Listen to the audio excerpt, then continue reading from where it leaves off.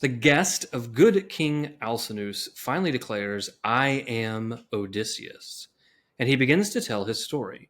After Troy, Odysseus and his ships under his command raided the land of Ismarus, where the next morning he lost men to a counterattack by the men of that land. Next, Zeus hit Odysseus' fleet with a storm, a demonic gale, and then, when free of the storm, his fleet was again taken off course by a riptide that brought them to the land of the Lotus-eaters. Sounds delicious. Lotus-eaters, yes. You would have Let's not get a bunch of survived that. then. No. You would not have made it home then. No. Having No backstraps, no Adam. Having saved his crew, Odysseus and his men come to a lush, uninhabited island, and across the strait see an island with signs of habitation. Odysseus and his men go to the island only to end up trapped in a cave with the Cyclops. Though they plead for protection as guests under Zeus, Homer tells us the Cyclops grabbed two men, beat them against the ground, their brains gushed out all over, soaked the floor, and ripped them limb from limb to fix his meal. I had to fix this. I had to put this quote here. Anyway, Yeah. He washes down the human flesh with raw milk. As one would. Of course, Odysseus and his men cannot escape the cave due to the enormous stone blocking the entrance, and they cannot kill the Cyclops in his sleep for the same reason. They would be trapped in the cave. In the morning, the Cyclops bolts down two more men and leaves to tend his herds. Odysseus concocts a plan to escape. Upon his return, the Cyclops devours two more of Odysseus' men, and Odysseus offers the Cyclops a strong wine to wash down, quote, the banquet of human flesh. That has to be some strong. I mean, we're talking like what, 70% alcohol, like to be able to take off the human flesh from the tongue. Just take out the aftertaste. Yeah. Right. The Cyclops asks Odysseus his name, and Odysseus tells the Cyclops his name is Nobody. With the Cyclops drunk, Odysseus and his men ram a stake into the Cyclops' eye, blinding him. Odysseus and his men escape the cave, but Odysseus tells the Cyclops his name. The book ends with the Cyclops asking his father, Poseidon, to curse Odysseus' journey home and to let him find a world of pain at home.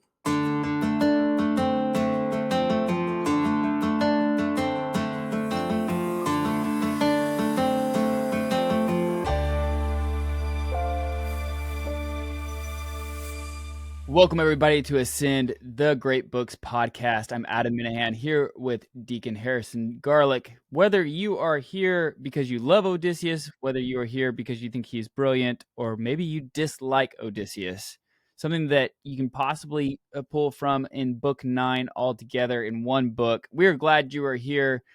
Check us out on all of our social media platforms, YouTube and X or Twitter, whatever the kids are calling it these days. We love to see other people reading and reading through the text with us, sharing it with social media, and then also just like seeing that people are gathering together to read the great books.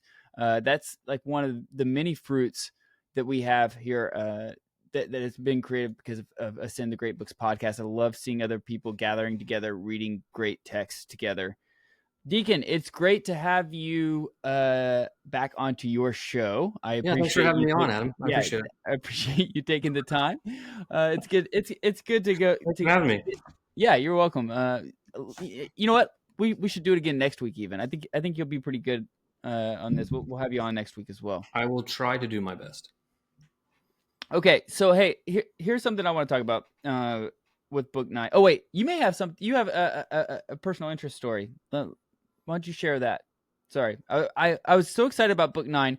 Book 9 is one of those that really made me fall in love with the Odyssey. Like, it made me want to continue reading it. Not that I was like dragging on it, but it really captured my imagination and made me like really excited to continue seeing what happens throughout the book. So I'm excited to talk about this book. This is one that I asked you, I said, like, listen, I know we've been having some amazing guests on Ascend. Like, we've had some awesome guests thus far, and we have even more scheduled out throughout the book of the Odyssey. but I really wanted to be a part of book 9 because it's just so much fun. Like I thoroughly enjoyed it. So anyway, before we get into it though, you received something that I am a little jealous of. But why don't you tell us about it? I got an amazing gift. Okay. So I want to brag about this for a second. So I received from one of the men in our Sunday Great Books. He gave me a gift. It was very incredibly thoughtful and very unexpected. And the gift is a first edition copy of a work by Joseph Pieper, the German theologian, who writes a lot about Eros, which is a subject that I enjoy reading about and writing about. But what I didn't realize is that this is also a signed copy from Joseph Pieper. I mean, it's an incredibly thoughtful gift. And then he also gave me the English version in case I actually wanted to read it, since I don't read German. And so, but I think that, I mean, obviously it's an amazing gift. It's a wonderful gift. A first What edition. book is it? It is, in English, it's called Belief and Faith. So apparently, if I understood correctly, this is part of what became Faith, Hope, and Love in English. So Joseph Pieper has a wonderful book called Faith, Hope, and Love, in which he goes through those. I've really focused on it because of the love section, because he has this whole thing on Eros and what that means in the tradition, going from Plato, and etc. Pope Benedict XVI talks about it in Deus Caritas Est as well. And that's really where I know you've read a lot of Pieper, you enjoy him. That work is really where I became familiar, I think, with a little bit with his thought.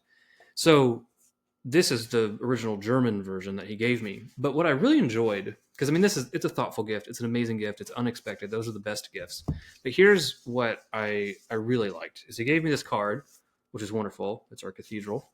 Mm-hmm. And I won't read it verbatim, but because there's a lot of jokes and stuff, and he's an interesting human. But anyway, it says, I wanted to take this opportunity to thank you for all the time you have spent helping me in the growth of my intellectual and spiritual life. And he goes through to talk about Sunday Great Books and how he's really enjoyed it, and that it's actually really helped him grow as a person. And this is actually what I treasured. Like, this is what actually, like, I was like, why did he give me this? And like, when I realized what the gift was, it's like, wow, this is really nice. Like, this was incredibly thoughtful. But when I read this, like, it just makes everything worth it, if that makes sense, right? Because you put so much time and effort into kind of doing the great books and trying to get people excited about them, and like trying to say, hey, like, this will actually help you become a better man. Like, it really will, right? The great books are actually an invitation to cultivate an intellectual life. And if you will take this seriously, if we're going through a year of Homer, if you will actually do this and kind of carve this out, then you can't just isolate this as an intellectual exercise. It's going to bleed into your whole soul, right? And also be a moral exercise, right? You need to get up early. You need to read the books. You have to pay attentive, be attentive. I can talk. You need to put your screens down, right? Yeah, and so right. You take, to do good things, you have to get some of the junk out. And so if you really take this seriously, it can make you a better person. And so I don't know, what are we?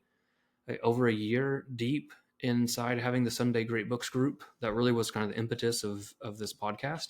And so, he's had time to be formed, to think about these things. Anyway, incredibly touching gift. I wanted to mention it just because I was very thankful for it. But I also found it really inspiring to kind of keep doing this work. Yeah, I think maybe even we're now 2 years into the Sunday Great Books. Because didn't it start with Dante at Lent 2 years ago?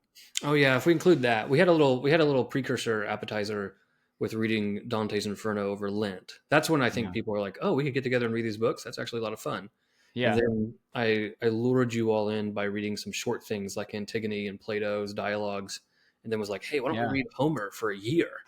And there was some skepticism. There was a lot of skepticism because, again, half our group, I think, had tried to read it before and had dropped it. But now look at it. I mean, now like our group loves the Iliad, and now we're reading the Odyssey, and everyone's like, oh, I don't know if the Odyssey is as good as the Iliad, blah, blah, blah. This is for a bunch of guys that were like, the Iliad's so boring, I don't want to read it. Why are we going to read it for 6 months? So I love it. I think it's good. I enjoy introducing people to the great books. I'm getting the same satisfaction. Actually, just today, I had a guy at our cathedral pull me aside and say that, hey, he's like, I've been reading along with the Year of Homer, and reading with a guide and stuff like this, and I just love that, right? Guys really rededicating themselves, I think, to the good, the true, and the beautiful. Yeah.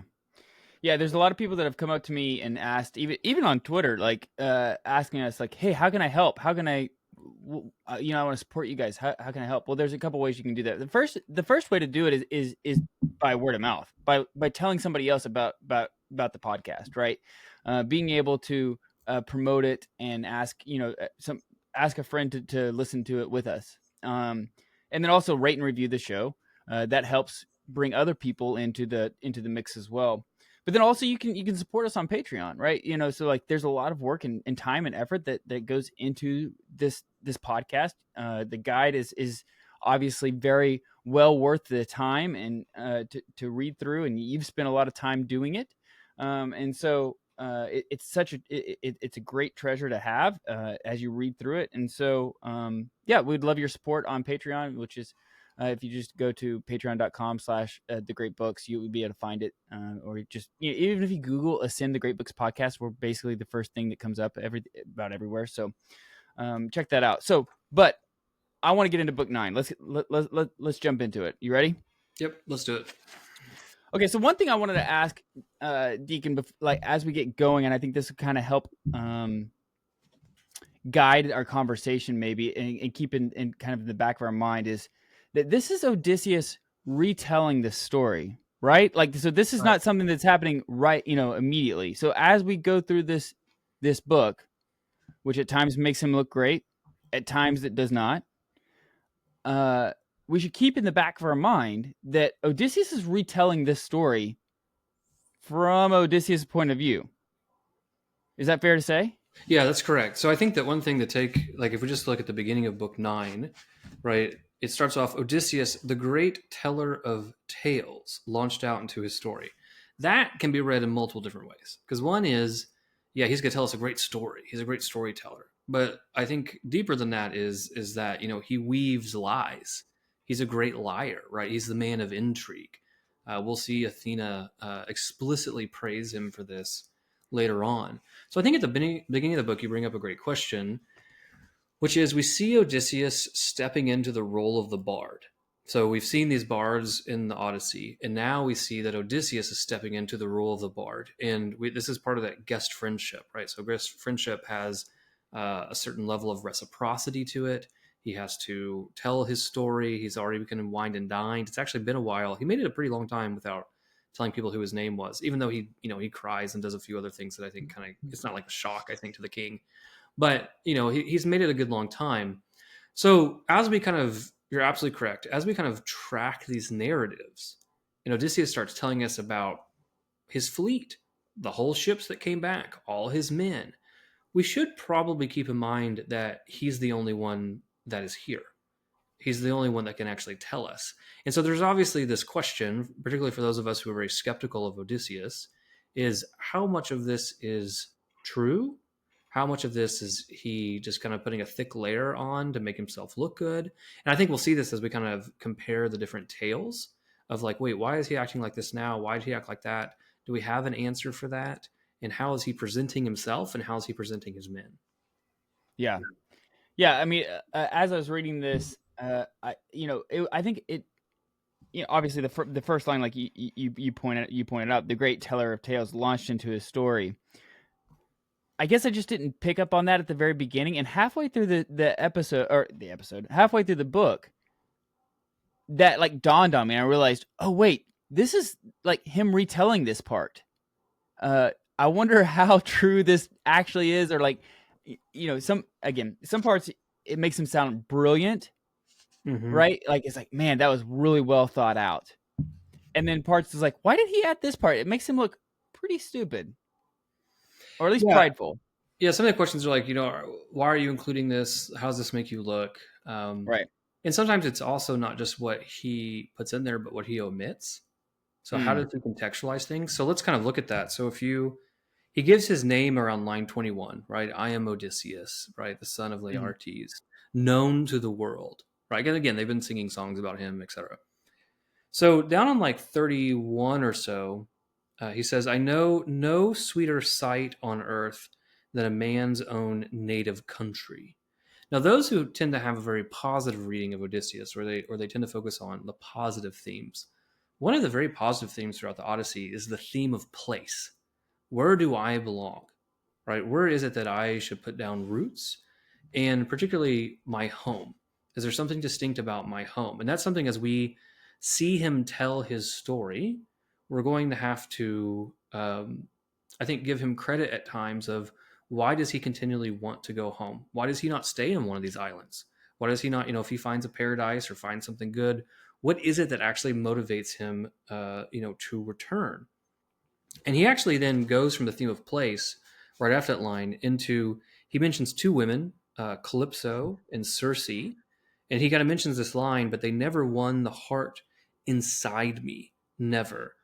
And then he kind of gives why. Okay, so these two women, which we're going to have to kind of explore this whole theme and like, who are these women and like, what's the story? Like, we're going to have to kind of get into all this. But he says, they never won the heart inside me, never. So nothing is as sweet as a man's own country, his own parents, even though he settled down in some luxurious house off in a foreign land and far off from those who bore him.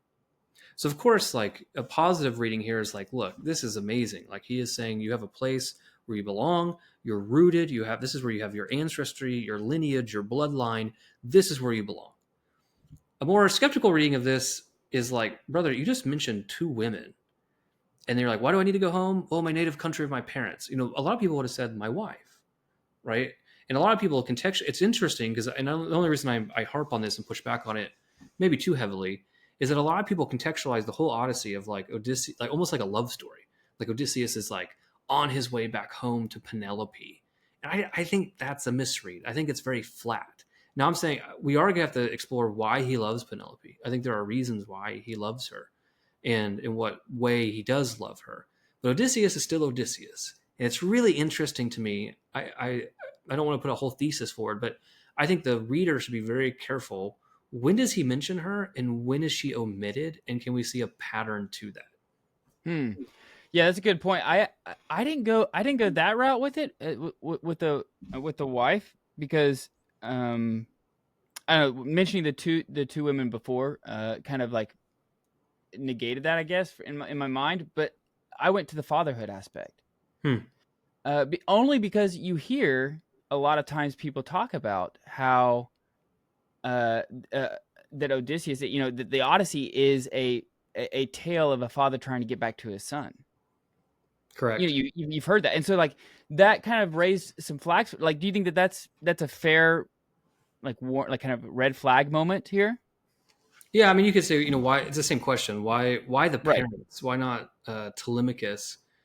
And again, some of it's not necessarily like, oh, you're being overly critical of Odysseus. In certain ways, I think I'm overly critical of certain reads of the Odyssey, if that makes sense. So if you ask someone like what the Odyssey is about, and it's this warm, fuzzy tale of this man who loves his wife and son who has to get back home, I have some questions. Like I have some questions about how that actually plays out. And he does do great things. I mean, saying no, in book 5, right? If I remember correctly, we're introduced to him on Calypso's island. And I still think one of the things that he gets the most credit for is how he can say no to immortality, right? And we had a great conversation on that. And I think that if I was going to point so far in the text up to this point, if you're going to point to where has Odysseus really shown something that's superhuman, like where has he really shown some level of like arete excellence that is worth imitation, his saying no to a life of pleasure and having an immortality that's just satiating your lower appetites, yeah, I think it's incredibly worthwhile and praiseworthy. But I don't think that turns him into like the loving family man who has to get back to Penelope and Telemachus. And I think, and for those who are like, man, you guys are being really critical, maybe we should push on in this book and see in book 9. I think what happens is we start to peel back a few of the layers of Odysseus and who he really is, right? And then there's these internal debates, and I think there's a lot of debates about Odysseus because Odysseus is a conflicted character, right? Sometimes he does things that are very good, sometimes he does things that are bad. Sometimes we have to pay attention to the tensions that are going on. Yeah, no, I agree. So like one of the main things about this book is the Cyclops, right? This is like the part where like everybody like talks about, right? I would imagine, I mean, correct me if I'm wrong, Deacon, but like it seems like book 9 is one of the books that everybody talks about when you talk about the Odyssey, right? With the Cyclops. And I would say actually book it's 4 books, isn't it? 9, 10, 11, and 12, I believe, are Odysseus telling his story, right? Am I getting that correctly? There's 10, 11, and what do we have for 12? Yeah, 12 as well. So 9, 10, 11, and 12 are Odysseus telling his story. In a lot of ways, everything that people know culturally from the Odyssey comes from these 4 books. So it Mm-hmm. has all the monsters. It has the whole journey from island to island or land to land. It has all. Usually, if people know things, they know stuff from these 4 books, and so it's a lot jam packed. And guess what? Odysseus, he really is a good storyteller. I actually think these 4 books are the most interesting books in the entire Odyssey, because when he finally kind of makes it back to Ithaca, we'll see the pace slows down tremendously.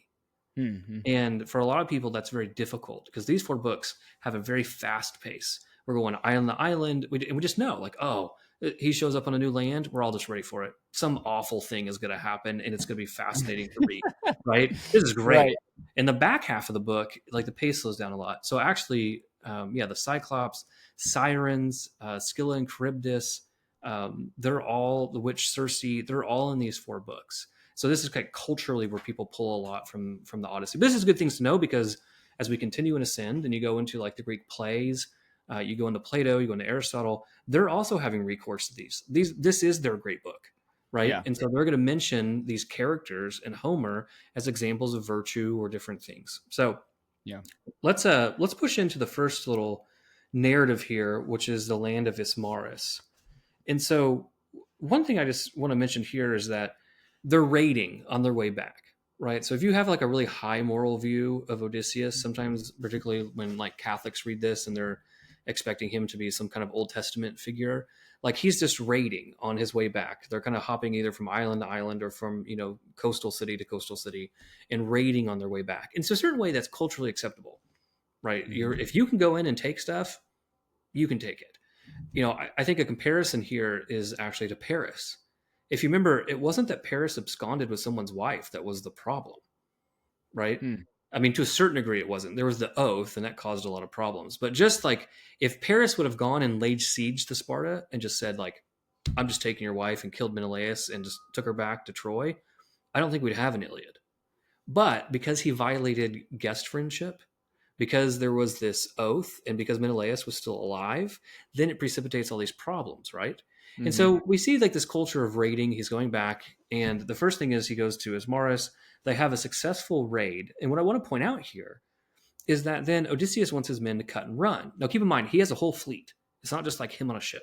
He has a whole fleet at this point. And he tells them, then I urge them to cut and run, set sail. But would they listen? No, they would not. Those mutinous fools. And so they won't listen to him. And of course, what happens? They sleep on the beach. The next morning, they're attacked. Several men die. And if they wouldn't have listened to Odysseus, it would have been great. I point out this aspect of the story because it introduces us to something that I think you highlighted earlier, which is how does Odysseus describe his men? And it starts a pattern of Odysseus describing his men as, what would be a good word here? Idiots. They're idiots, right? They are mutinous. They're obtuse. They don't do the right thing. They don't listen to him. And if they would have just listened to him, then they would be okay. And I think this is something that we really have to track, is how does he actually describe his men? Yeah. Yeah. And then so when they pull up, let's see. So he loses a few men, correct? Yeah, he loses, it's down on 70, right? Yeah. Out of each ship, 6 men at arms were killed. The rest of us rowed away from certain doom. And then they get hit by a demonic gale, which is a storm, right? And then they go for a while, and then they're also hit by a rip tide. That's at line 90. And the next land that we get is the land of the Lotus-eaters. It's the next kind of famous passage that we get. And this one is commented on a lot. It's also given, there's a lot of moral glosses on a text like this. And so in short, what's the story here? The story here is basically they go on the island, Odysseus sends his men, and they don't come back. And why don't they come back? Well, because the Lotus-eaters, right, have this fruit.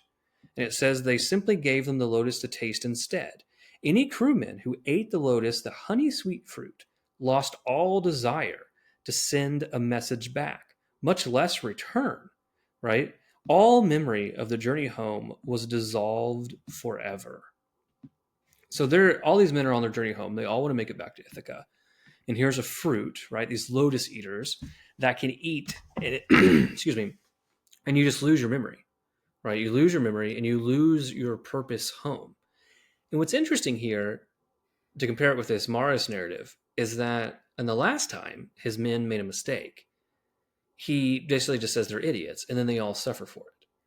Here on the Lotus-eaters, he forces them back, right? He actually forces them against their will, right? He says, "But I brought them back to the hollow ships, streaming in tears. I forced them, hauled them under the rowing benches, lashed them fast, and shouted out, commands to my comrades." So I think there's multiple things to pick up on here.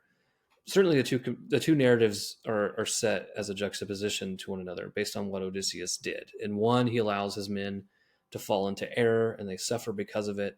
In the other one, he very much presents himself. Once again, his men are idiots. They are obtuse and he has to fix them. But this time he forces them back, right? Almost single-handedly, it sounds like. The thing here that I find interesting, particularly on the Ismarus narrative, is not just how Odysseus describes his men, but we have to keep in mind that he's the leader. Like, it's not like he's another crewman and he's just kind of describing what my peers did. In a lot of ways, that's how I feel like it reads, is he's just like a peer and he describes what the men do. But really, like, he's the captain. And so this is like a question, like, well, why did you allow your men to override you as the captain, right? As the general of this returning fleet? Like, why did you allow them to do that? And then, of course, they suffer for it because they don't listen to him. And then the next one, then he does act, right? He sends them out. They were supposed to go out, but they don't come back. And then he forces them back. And so, again, we're just seeing these parallels between what are his men doing and how does he interact with them? And does he take ownership for what they do? Mm-hmm. Yeah. And remember, these are men who fought with him for 10 years in a war, right? Who, like, under his leadership. So, no. Yeah. you don't take that lightly. These are guys who have obeyed commands for 10 years from this guy. So yeah, I found that very interesting. I found, like, to me, when I was reading that, I was thinking, like, okay, well, how much? I think this is actually the point. This is the actual point where I realized, wait a minute, this is him retelling this story. Because, like, how much of this is actually him actually telling these guys these are idiots? Also, like, a fruit that makes you like have, like, I don't know, what is this, like some kind of opiate type of fruit where it's like you just kind of like lose all ambition and like memory and just like say, forget it. I don't know. Like, I felt like that was really interesting. And then if that's the case, if you like, how did you know? Like, they didn't come back. So how did you know that was the case? Yeah, he goes out like looking for them, right? Is that the narrative? Yeah, so he goes out. Oh, go ahead. I was to say, so in this one, he takes like some level of ownership, right? That he has to go out and like find them. I think this passage is quoted all the time because I think it really lends to a moral read for a few different reasons. One, it tracks really well with acedia, right? So if you're familiar with like the sin of slothfulness, sometimes we read that very flatly, like a laziness, like I watch Netflix all day. But acedia, this slothfulness, is really a cooling of love. It's that you lose your purpose, and acedia sometimes is called the sin against memory because you actually lose your memory. You lose your self identity, who I am, right? So you become so inactive that you literally just implode. And this is why it's associated with laziness because then you become inactive. But a true understanding of acedia, because it's your purpose in life, your journey home. We should mention like the marathon runner could be slothful. The business owner could be slothful. It's not necessarily that you're lazy. It's that you have forgotten what your actual purpose is. So the Lotus-eaters lead to a really strong moral reading, particularly like in a Christian context, of pointing to this as an example of slothfulness or acedia. The other thing too that I think people point out here a lot is that it's an artificial happiness. Right, so you eat the fruit and you become artificially happy. You're only happy because of a substance, but you're not really fulfilling your purpose. Again, we just had this strong comment on place, on the theme of place, And so here, what we see then is the temptation to stay. On Ismarus, the temptation was for his men. Can we stay and rest, even though we've raided and done this violation, and so it's putting us at risk? And now on the Lotus-eaters, where's the theme of place? Well, now they want to stay. They'll eat the fruit and forget the entire journey home. So this artificial happiness that can interfere with your journey home, I think, is a theme. And I think if you wanted to, you could draw a lot of strong comparisons between the temptation of the Lotus-eaters with Odysseus on Calypso's island. Right, because they're the same. It's the same temptation. So, except there's not immortality, but they're analogous to one another, right? That you just stay here, you stay on the island, you'll have pleasure, you'll be happy, but it's an artificial happiness. It's not a real happiness. And you juxtapose that with this theme of place, which I think is a very good positive theme in the Odyssey of, okay, I need to return home. And that is to my bloodline, to my ancestral land, to my son, to my wife, to my people, because he's also a king, right? We should keep that in mind. And I should return to my throne. And that's more important than the artificial happiness I see here amongst the Lotus-eaters. Mm-hmm. So they get out, and then the Cyclops narrative happens, right? So kind of maybe walk us through, like, what should we be paying attention to as the Cyclops narrative begins? I think that's around like about 120, line 120 is when that happens. Yeah, because maybe to go back to your theme, we need to pay attention to how he introduces the Cyclops narrative, right? He's going to give us an introduction, a caveat. And he describes them, right, the Cyclops, lawless brutes who trust so to the everlasting gods. They never plant with their own hands or plow the soil. Unsown, unplowed, the earth teems with all they need, wheat, barley, and vines, swelled by the rains of Zeus. He says, they have no meeting place for counsel, no laws either. No, up on the mountain peaks they live in arcing caverns, each a law to himself, ruling his wives and children, not a care in the world for any neighbor. Now, why does he do this? Why does he introduce them as lawless brutes and not a care in the world? Well, we're going to have to find that out. Why is he putting them in this context? I think there's a few things here, though, to mention. One is I think if we read closely, one of the things he's telling them here is that they don't accept guests. They're not societal creatures, right? They are atomized. They're individualistic. A lot of people make a joke here that they're the first libertarians, right? They live a law unto themselves. They hang out in caves and they don't need society, right? But on a more serious note, what that means is they don't have guest friendship. They don't have, like, they're atomized. They don't have these societal norms. And we should realize that it's been throughout the whole Odyssey, but particularly in Odysseus' story, we're going to see that guest friendship is a sign of civilization. So how do I know these people are civilized? How do I know that this island is going to be okay? Well, are these lawless brutes or are they civilized men? Well, how do I know if they're civilized? Do they have guest friendship? Because if they have guest friendship, then there's a horizontal aspect of men respecting men, but there's also the vertical one of the guest friendship is overseen by Zeus, right? So there's an obedience to the gods and to the divine. So immediately as he sets this up, we should note that basically they're going to be uncivilized. Now, to your point, why is he doing this? And I think when we work through the narrative, we should see, is he correct? So is he painting them a certain way? And why is he painting them a certain way? And can we see that as we work through the narrative? Yeah, I had a question about guest friendship, and this is something that I probably should have, I should already know based off of reading the Iliad and almost halfway through the Odyssey now. But typically with guest friendship, isn't it normally that when the guest arrives, they are welcomed by the people who are there, the natives, and then they go and feast. Then they go and feast. They don't have to tell their backstory. They don't have to say even really who they are. It's like, hey, we'll bring them in. Let's feast, and then we can talk and tell the story about like who you are and where you came from and and where you're going, all that kind of stuff. It doesn't seem like, though, that the guests just all of a sudden start feasting on the other people's land or goats or anything else, right? Because what happens here is Odysseus, what do they do? They see goats, and then they eat them, which I don't blame them. Like, I'm hungry. I mean, I would understand. I could be hungry too, but does that violate guest friendship? Well, the question I think we have to kind of look into, right, is why does he actually go to the? So, well, let's take a step back, right? So, in the narrative, what happens? So, they leave the Lotus-eaters, they go to a new place, they're on an uninhabited island, they look across the strait, and they say, "Hey, look, there's signs of habitation. Let's go over there." The question I think immediately, and what you're bringing up is, why did they actually go over there? What is the actual intent?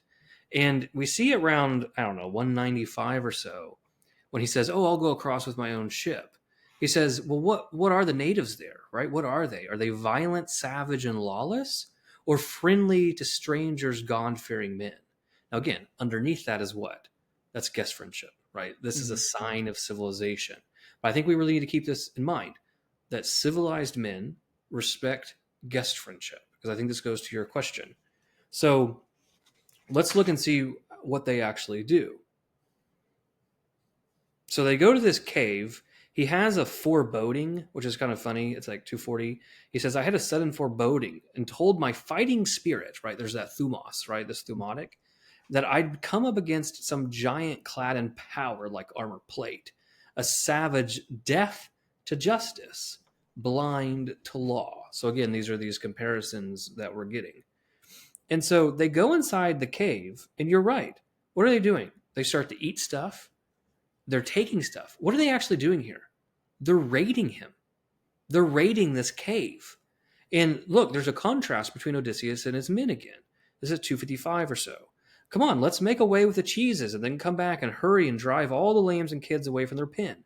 To our swift ship, put it out to sea at once.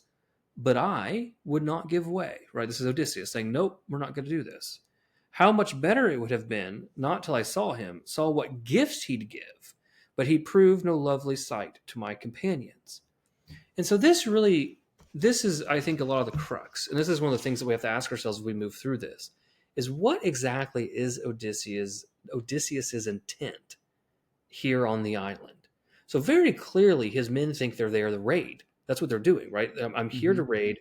Let's take all this. Look, we got cheese, we've got goats, we've got all these things.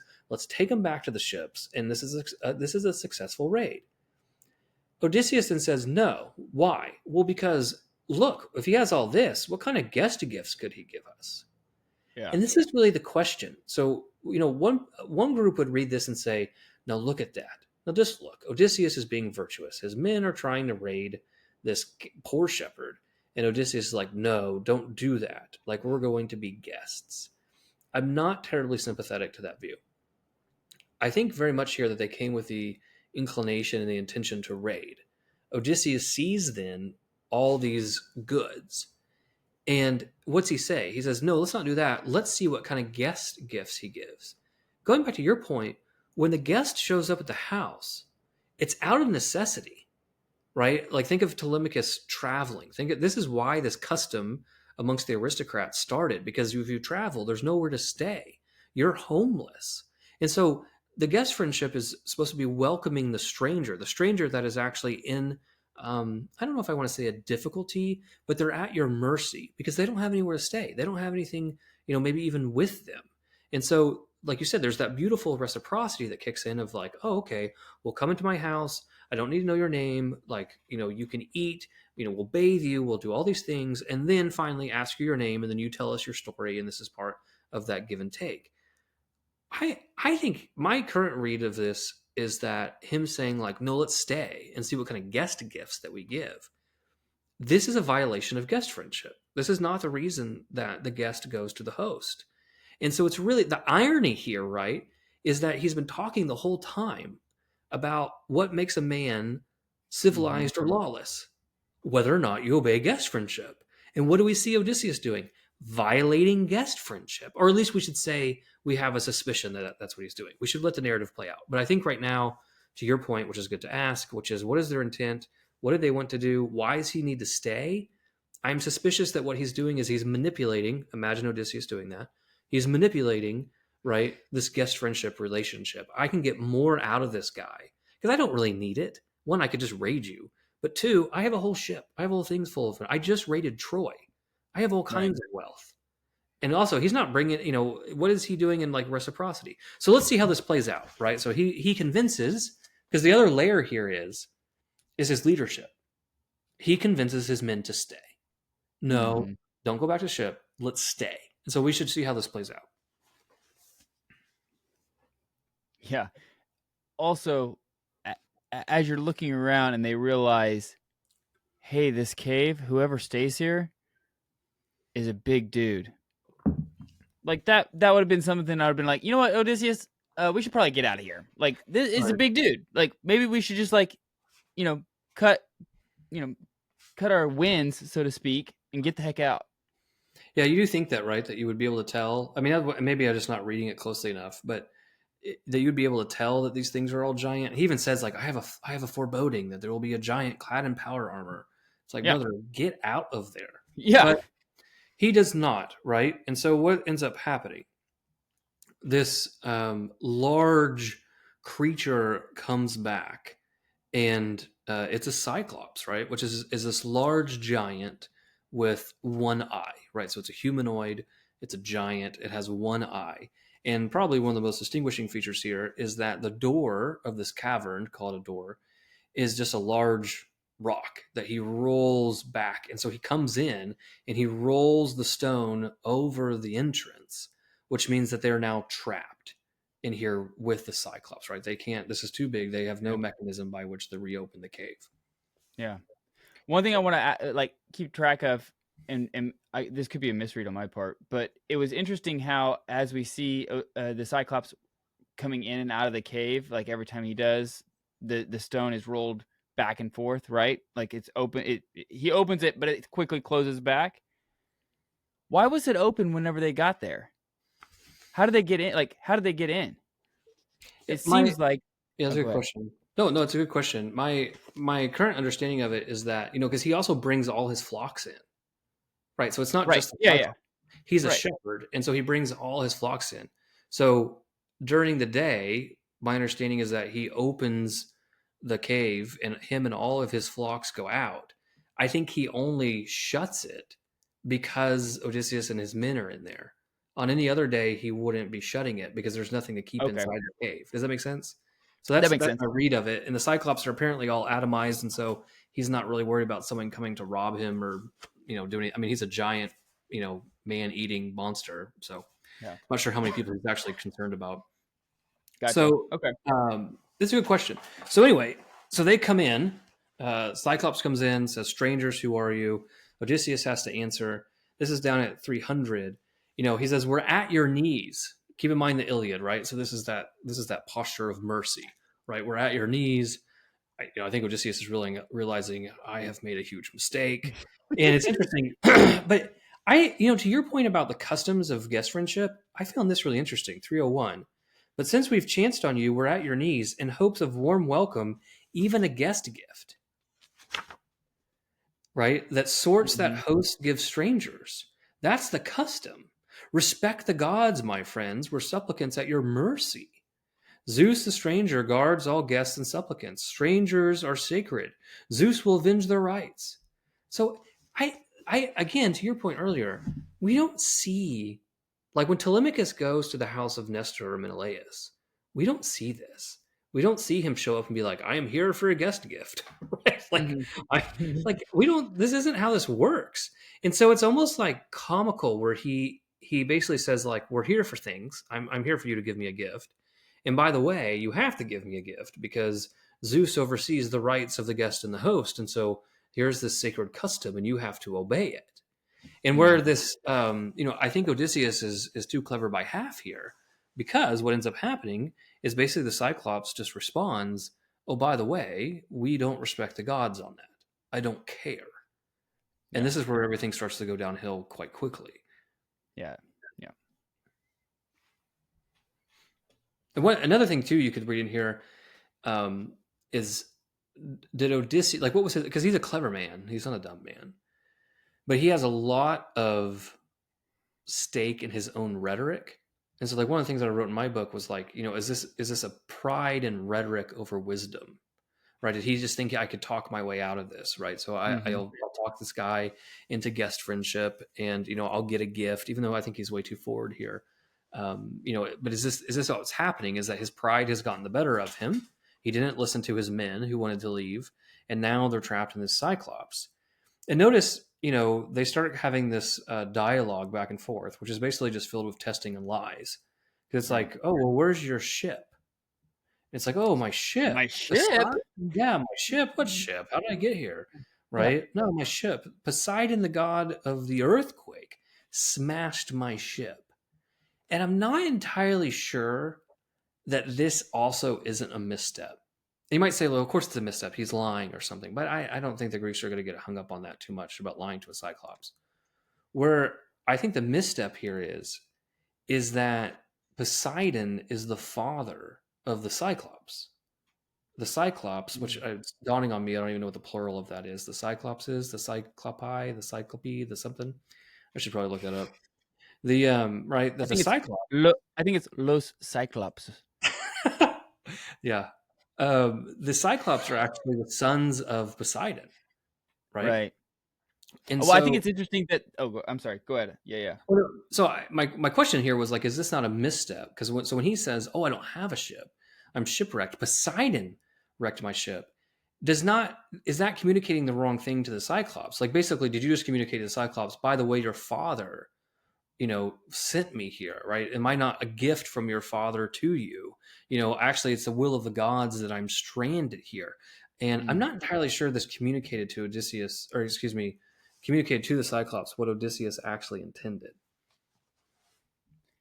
Yeah, I think that's very interesting because when I first read it, I was thinking like, okay, well, why is the Cyclops asking him where his ships are?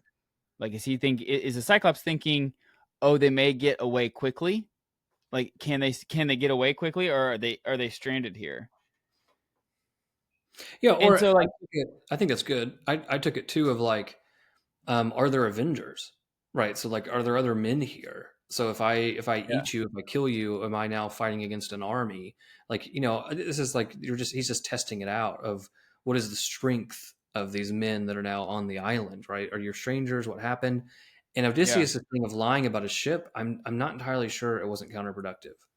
that's what. Yeah, I think it may have been counterproductive on several levels. I did not put together the whole Poseidon being the father of the Cyclops, but I also thought like it would be nice, Odysseus, if you would have said, "Yes, I have ships," to give the Cyclops a little bit of a doubt, like are there more? Like should I like kind of tread lightly here? Like if you tell him, "No, I don't have any ships. We're basically at your mercy completely." Well, you're really like folding your hand. Like you're not giving yourself a whole lot of outs. But there must be something here that either we're missing, or Odysseus is painting this in a light that makes it more palatable to his audience, because and again, he's speaking in retrospect, right? He's retelling the story. He presents it as a statement of cleverness, right? That the Cyclops laid his trap. This is like a little bit before 320. So he laid his trap, but he never caught me. No, wise to the world. And I shot back in my crafty way.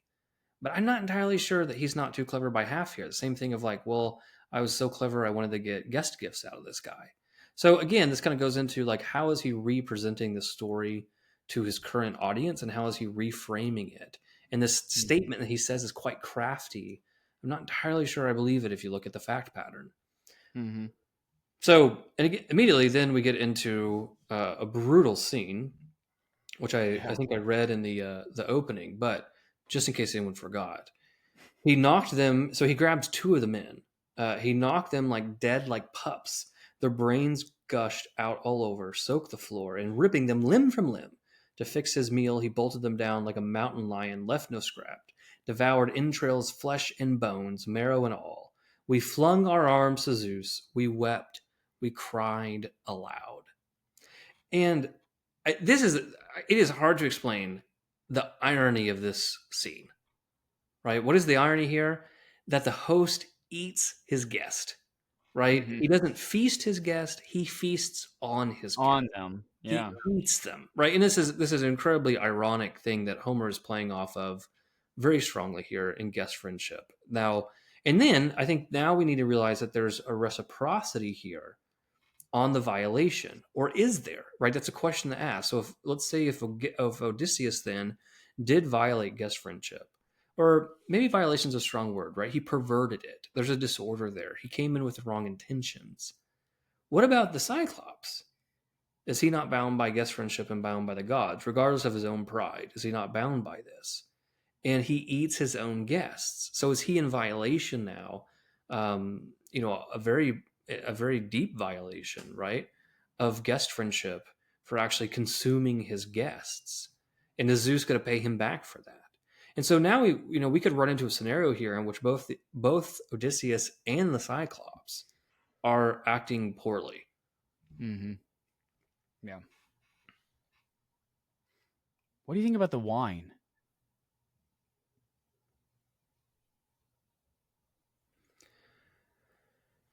Because he brings the very strong wine. I mean, I think the positive read of that is that he was bringing it, as an exchange of gifts, right? Mm-hmm. So maybe I think a positive read, Odysseus would say, no, he was trying to get gifts out of the shepherd or whatever, but he brought what he had. He brought basically this concentrated wine that's very thick, and he was going to have this gift. So it is interesting, right, that the gift becomes part of his salvation that he brought, right? And there's probably something to think about there. Because what ends up happening, right, is that the Cyclops eats two men, and then he leaves. No, he wakes up in the morning, right? He wakes up in the morning. It's about 3:50. Starts the fire. Yeah. He eats two more men. He just grabs them. They're just in the cave. Because again, they can't kill him in his sleep because they can't open the door, right? This large stone. That's the narrative that we're given. Brilliant foresight there, because my instincts would have been like, yeah, we just got to kill this dude. Like, wait till he goes to sleep and let's kill him. Right. But Odysseus has the brilliancy to say, like, hold on, guys, we kill him, we're stuck here. We can't go anywhere. Correct. Because that was something that I had the same question when I first read it. It's like, wait, he's not even putting them in like a prison or anything when he goes to sleep. Like, what's going on? Well, it's under this safe. One, I don't think he sees them as a threat, and two, they can't open the door to escape. Anyway. Right. And he's not anticipating anyone coming from the outside, because I think he's maybe believed the narrative that they're shipwrecked. Yeah. So he wakes up. And remember, he says, Odysseus tells all of his men, like, guys, this stone is so big, all of us put together, we could not even move this stone. Like, there's no way of us getting out at all. This thing is massive. So yeah, I think the narrative. I think the narrative very much just gives it as a given that the stone cannot be moved, right? Yeah. It doesn't matter how clever you are. It doesn't matter what you do. Like, you cannot move the stone. So the Cyclops wakes up. He eats two more men. He takes all his flocks and everything out, and he rolls, the cave door back. So now they're stuck. And Odysseus, down at like 370, orders his shipmates to cast lots.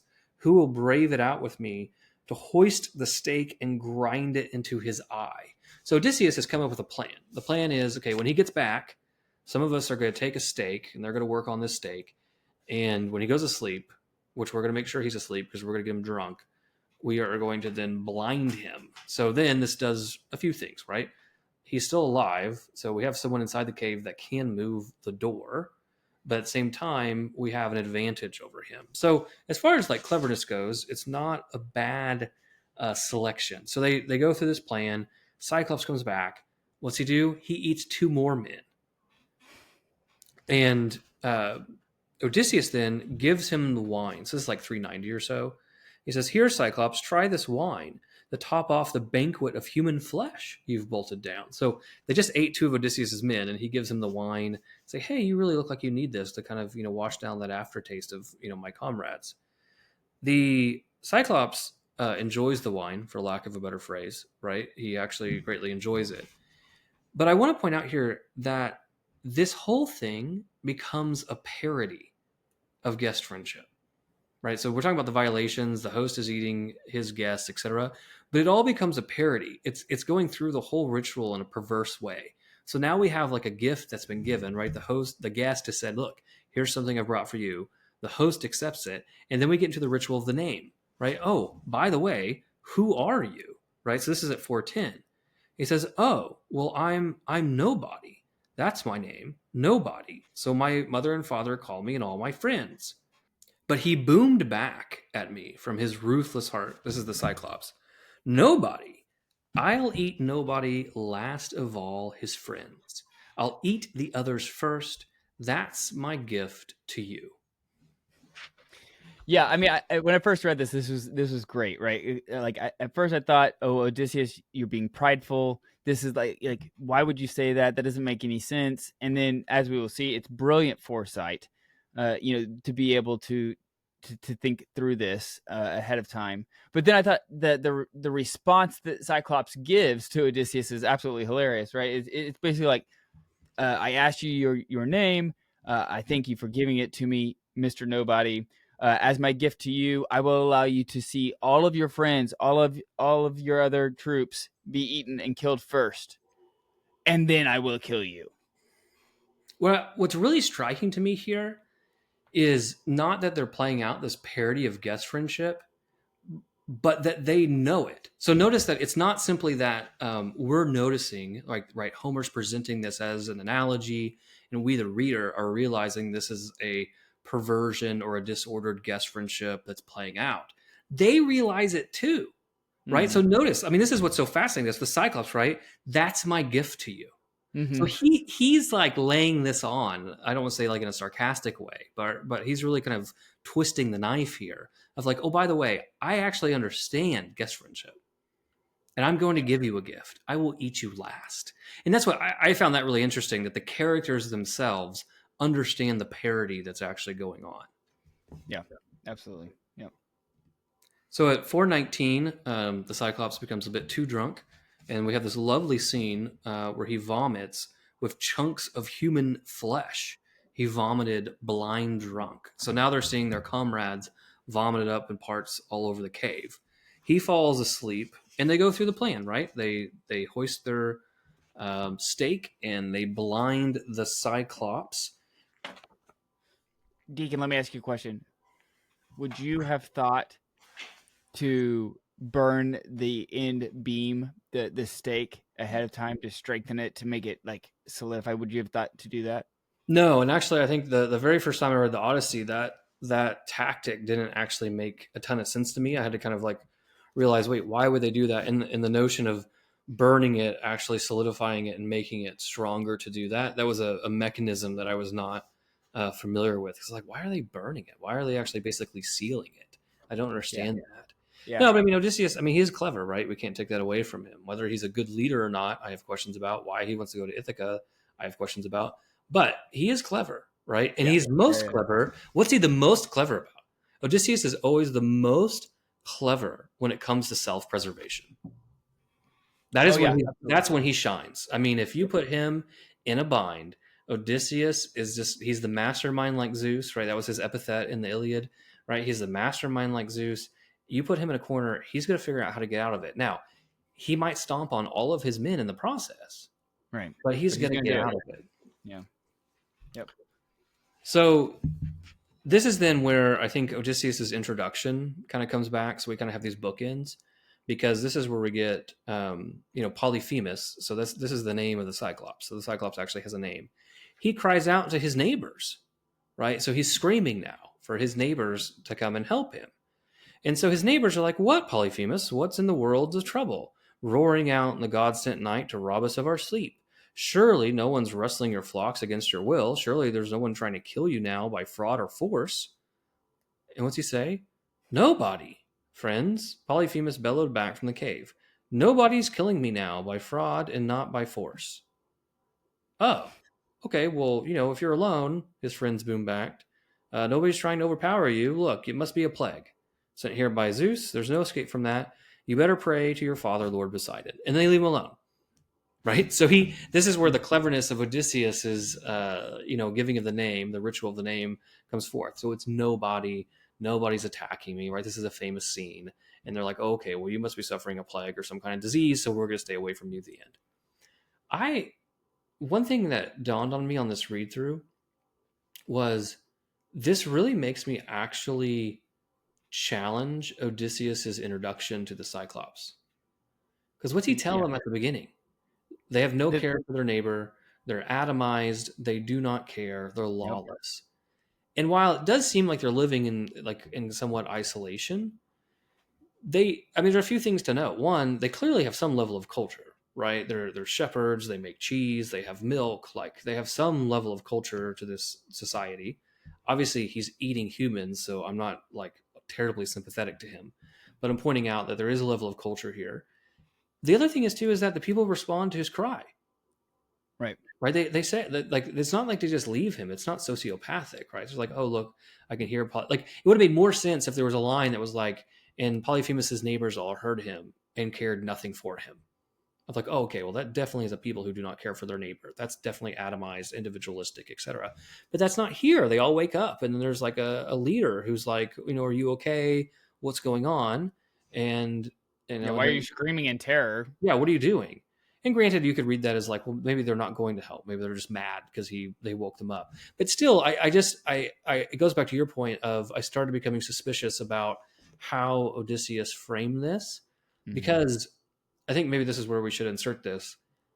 I think one of the reasons he sets them up like that, oh, they're lawless and they're savages and they're not civilized, is he has to give himself somewhat of an out for what he's done, right? So he shows up to raid them, and then he shows up to basically violate guest friendship, but he kind of construes it as in like, oh well, they're savages and they don't understand guest friendship, and that was my mistake, right? I came as the guest, and my mistake is that I didn't realize that these were savages, and I'm not entirely sure that comports with the actual narrative.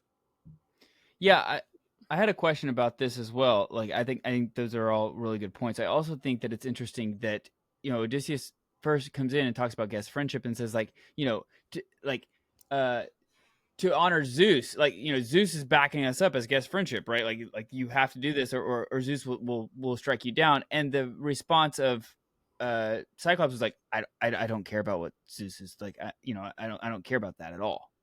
Right? Like, I don't care about what Zeus is going to do.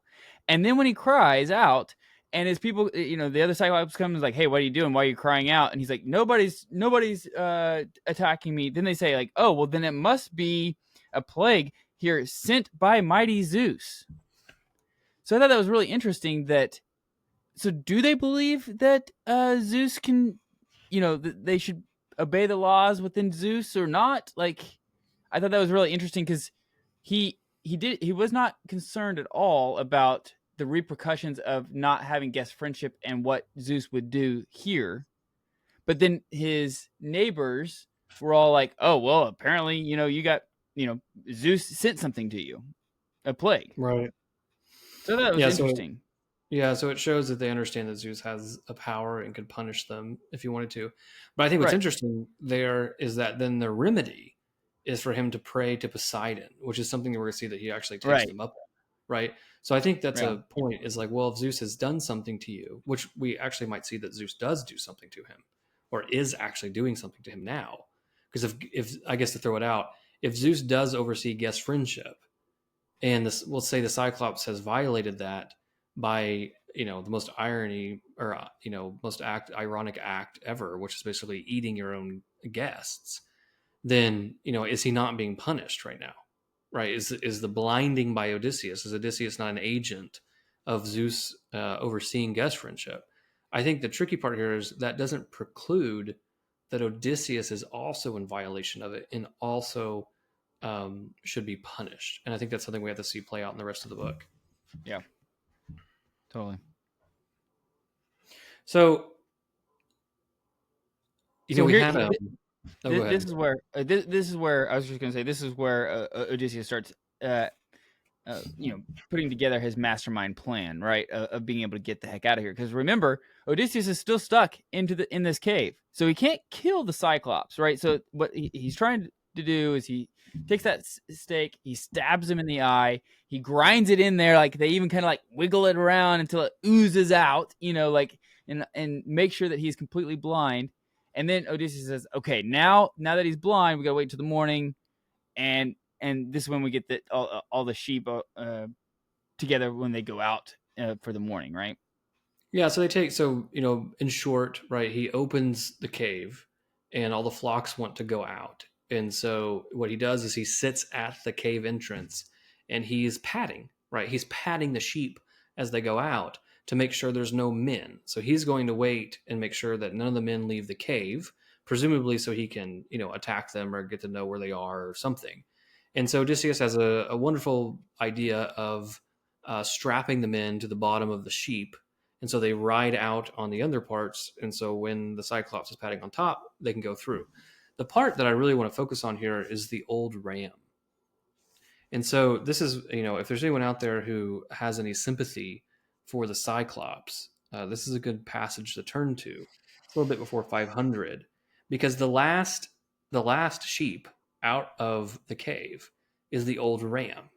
And Polyphemus, the Cyclops, says, "Dear old ram, why last of the flock to quit the cave?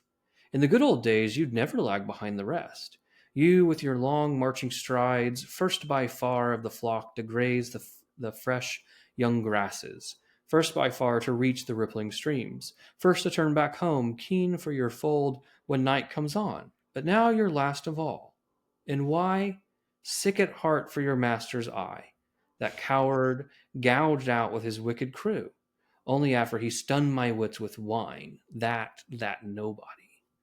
And so, again, I'm not entirely on team Polyphemus here, but this does show a certain level of culture, right? I mean, he knows his animals, the dear old ram, right? He knows the intimacies of his sheep. He knows their actions. He knows their daily patterns, and he knows, right, that they have changed. And so this was a part in which, oh my gosh, is Odysseus going to get caught? Because we should mention it's Odysseus that's underneath the ram. Right, he's the last one to leave. So in certain ways, if you're looking at Odysseus the leader, this is a part that you would point to of like a very positive, because Odysseus actually makes sure that all his men are attached to the sheep first, right? Mm-hmm. He allows them to go in and go out first, and he's the last. And so if we're looking for positive themes of leadership, I think we should note this, that he put them out. But this passage of the dear old ram, I don't know, it kind of tugs at my heart. And what I really then find, well, wait. Dear old ram comes back in a somewhat tragic way. So they make it out of the cave. Congratulations, they escape, right? And this is then where we really start to see Odysseus at his best. And this whole passage from here on gives a lot of structure to the rest of the Odyssey. So this is a key passage that I think is when we say what structures the rest of the Odyssey, or really, actually, it's not true. What has structured the Odyssey, right? What is it that's actually given form to this narrative? It's this passage. And so what do we see? We see Odysseus, they make it out of the cave. Not only do they make it out of the cave, they steal his flocks. They just keep going with the flocks and take the whole flocks down to the ship. So they're going to steal this blind Polyphemus's sheep. And the Cyclops is like yelling out, and Odysseus calls back to him. So keep in mind, they're free. They can sail away. They're done. And Odysseus, though, calls out to him. It says, "So, Cyclops, no weak coward it was whose crew you bent over to devour there in your vaulted cave. You, with your brute force, your filthy crimes come down on your own head. You shameless cannibal, daring to eat your guests in your own house, so Zeus the other gods have paid you back." So here, Homer, through the mouth of Odysseus, is pretty clear that Polyphemus has been punished because of guest friendship, because he was this filthy violation of guest friendship of the host that eats his guests. I think it's interesting also that he calls him a cannibal. Right. I don't know if this is like the actual definition of a cannibal or not, but my understanding is like the cannibal is like eating of your own species, like man eating man, like compared to a Cyclops eating a man. Like I don't know, maybe that is cannibalism, but it seems like that this is a different in kind, not degree. Yeah, the best you could give there is they're both humanoid and they're also both intelligent creatures. Yeah, right? They're both creatures of intelligence, which there seems to be. I don't know why. Actually, I know why, because I'm reading the series to my daughter. I just thought about Narnia and the talking animals. Right?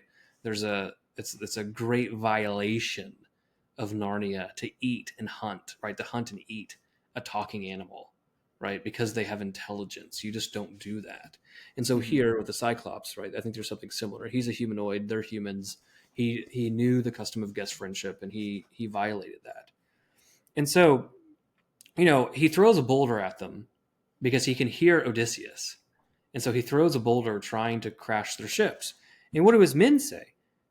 Right? Odysseus actually keeps a taunt. He keeps taunting the Cyclops. And his men around me, trying to check me, calmed me left and right. So headstrong, why rile the beast again? So we need to keep in mind here, his decision just killed what? 6 of his men? 2, 4, 6, right?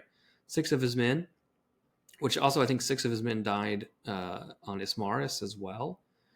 And because of his decision, and now they're scot-free. They could just sail away. But Odysseus is having this quips and barbs back and forth with the Cyclops. Like, brother, what are you doing? And so then he flings another boulder at him. And I love the men are like, good God, that brute can throw, right? Like, we're all going to die. Like, we're going to be killed by a blind Cyclops because you cannot keep your mouth shut. And what's Odysseus do? So they begged, but they could not bring my fighting spirit around. This is how he contextualizes this, right? My thumos that seeks glory and honor just can't be. All these weak men telling me to be quiet. I can't be quiet. I called back with another burst of anger. Cyclops, if any man on the face of the earth should ask you, who blinded you, shamed you so, say Odysseus, raider of cities, he gouged out your eye. Laertes' son, who makes his home in Ithaca. And so Odysseus tells him his name and his home country, right? Think of the theme of place. He tells him who he is. And it's interesting that the Cyclops then gives us a little bit of a backstory that he actually had a prophecy that someone named Odysseus would actually come and blind him, but he didn't know the name. And so he didn't realize that. And he didn't realize it'd be a weak little man, right? He kind of thought it would be, another Cyclops or something like this. But again, we get the guest friendship. So he says, this is like line 575 or so, come here, Odysseus, let me give you a guest gift. And urged Poseidon, the earthquake god, to speed your way home. I am his son, and he claims to be my father, true, and he himself will heal me if he pleases.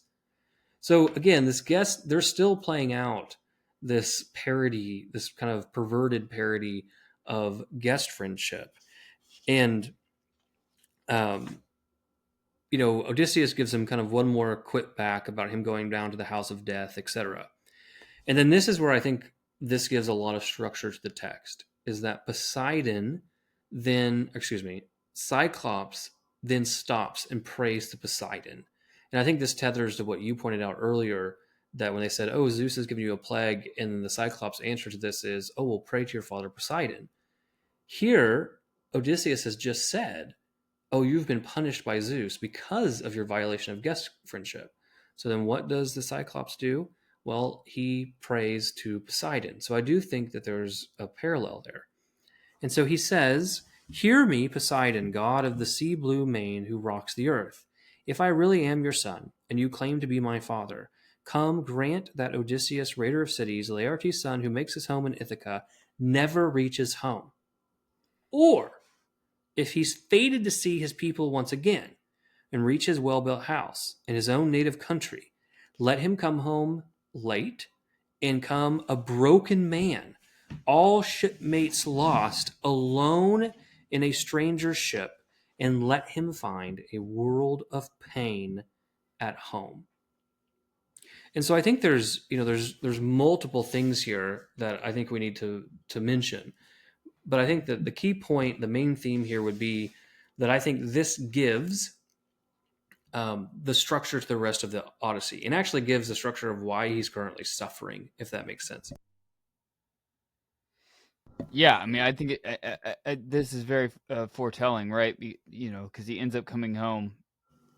Well, I mean, we'll find out, but like, what is the world of pain? And understand, like, is it suitors? Like, what is the world of pain? Right, because there's 3 things, I think, right? So one is a delayed homecoming. We've already seen this, right? We know he is on Calypso's island with no men in book 5. And now he's telling his story. So we got to figure out how he got there. So that's what we're finding out in these 4 books, right? He tells his story, which I think is part of the best reads of the entire Odyssey are these 4 books. Mm-hmm. But we got to figure out how he ends up on Calypso's island by himself. And he's been there for however long, right? So he's going to have a 10-year journey home. So 1 is a delayed homecoming. And so that we see leg 1 is basically fulfilled. 2, the manner of his homecoming, that he doesn't come home on his own ship. He comes home basically broke, and no one knows who he is. And 3, that then once he finally does make it home, he's going to find a world of pain. And I think particularly one thing to watch as we go through this is when Odysseus finally does make it home, can we see any parallels to Odysseus making it home in the Cyclops narrative? Does the curse of the Cyclops, if we want to call it that, not only structure the text, but actually it becomes a parallel to then what Odysseus finds? Because we already know who's currently at Odysseus' home. Suitors. And what are the suitors doing? They're violating guest friendship. They're eating him out of house and home. So it's interesting that the Cyclops talks about this pain. Theoretically, Odysseus, right? We make the argument, Odysseus, his fault here is that he violated guest friendship. And so Zeus allows him to be punished through the prayer of Poseidon because Odysseus did this punishment. And so then what kind of pain does Odysseus find at home?